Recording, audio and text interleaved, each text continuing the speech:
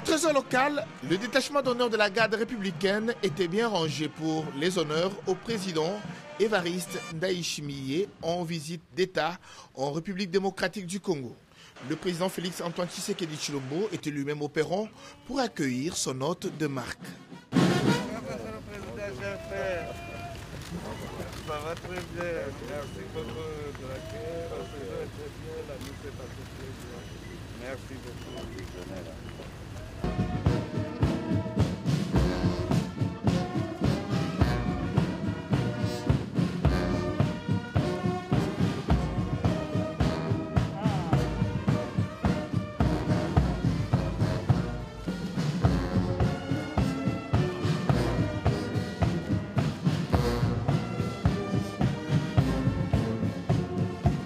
La rencontre a débuté par un tête-à-tête entre les deux chefs d'État. Pendant plus de 2 heures, Félix Antoine Tshisekedi Tshilombo et Évariste Ndayishimiye ont passé en revue les relations diplomatiques entre leurs pays respectifs liés par la géographie, l'histoire, la culture et la langue. La rencontre s'est élargie avec la participation des membres du gouvernement et du cabinet présidentiel. Par la suite, les deux chefs d'État ont assisté à la signature des 4 mémorandas d'entente signés entre les ministres sectoriels des deux pays. Ayant procédé à l'évaluation de la coopération entre les deux pays et relevé le faible niveau de mise en œuvre des accords existants, les deux chefs d'État ont recadré les stratégies de redynamisation des travail sous-tendu par des actions concrètes.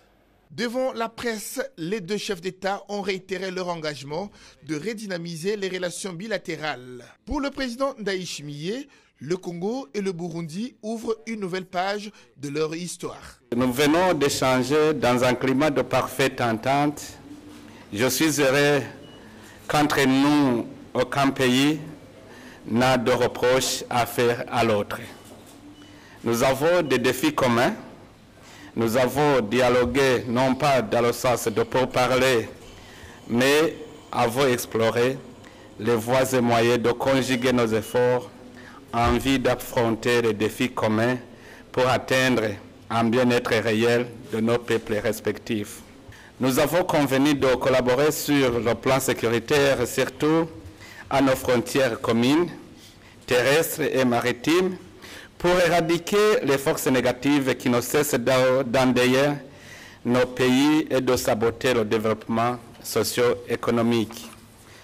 Au-delà de la sécurité, nos deux pays collaboreront dans le développement d'infrastructures qui amélioreront la qualité de nos populations en les propulsant vers le chemin du développement. De son côté, le président Félix Antoine Tshisekedi Tshilombo a félicité l'ouverture d'esprit de son homologue burundais. L'entretien a tourné autour, comme l'a dit mon frère le président Ndayishimiye, du rapprochement, de la fraternité, de la solidarité entre nos deux pays et nos deux peuples. Comme vous le savez, nous sommes dans cette région-là en proie à des scènes de violence dues aux nombreux groupes armés qui pullulent dans cette région et qui commettent énormément d'abus, mettant à mal la paix et la sécurité de nos populations. Et il était donc question de mettre en commun nos forces, nos énergies, mais également nos intelligences pour arriver à éradiquer cela et à ramener une paix définitive qui amènerait à son tour la stabilité dans la région.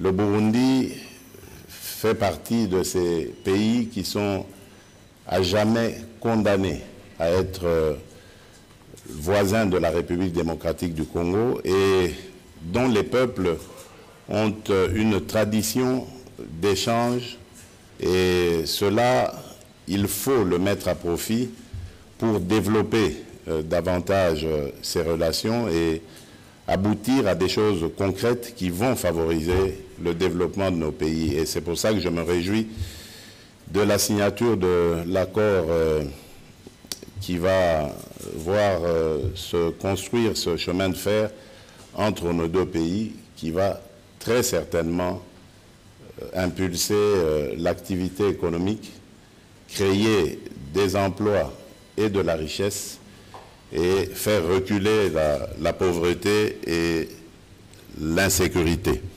Cette visite d'État vient matérialiser la volonté du chef de l'État Félix Antoine Tshisekedi Tshilombo d'entretenir des relations de bon voisinage avec tous les pays de la région des Grands Lacs dans le respect de la souveraineté de chaque État.